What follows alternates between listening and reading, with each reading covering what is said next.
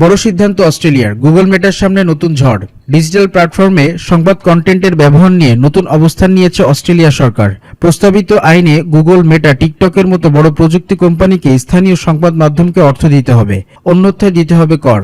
বড় প্ল্যাটফর্মগুলো সংবাদ সংস্থার কন্টেন্ট ব্যবহার করলে তার বিনিময়ে অর্থ পরিশোধ করতে হবে।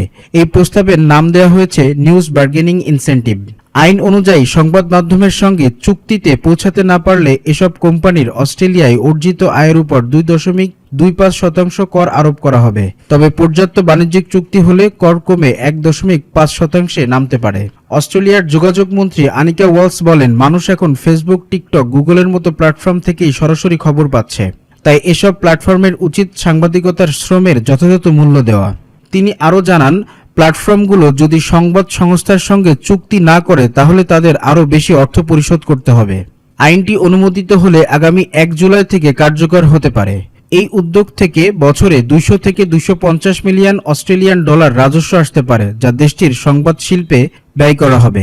তবে এই উদ্যোগ আন্তর্জাতিক অঙ্গনেও প্রতিক্রিয়া তৈরি করতে পারে। মার্কিন প্রেসিডেন্ট ডোনাল্ড ট্রাম্প এবং তার সমর্থকেরা এর আগেও এ ধরনের নীতির সমালোচনা করেছেন। মেটার মুখপাত্র অ্যান্ডি স্টোন এই প্রস্তাবকে ডিজিটাল সার্ভিসেস ট্যাক্স হিসেবে উল্লেখ করে বলেন, সংবাদ মাধ্যমগুলো নিজেরাই প্ল্যাটফর্মে কন্টেন্ট প্রকাশ করে এবং সেখান থেকে লাভবান হয়। এদিকে গুগল ও টিকটকের পক্ষ থেকে তাৎক্ষণিক কোনো মন্তব্য পাওয়া যায়নি।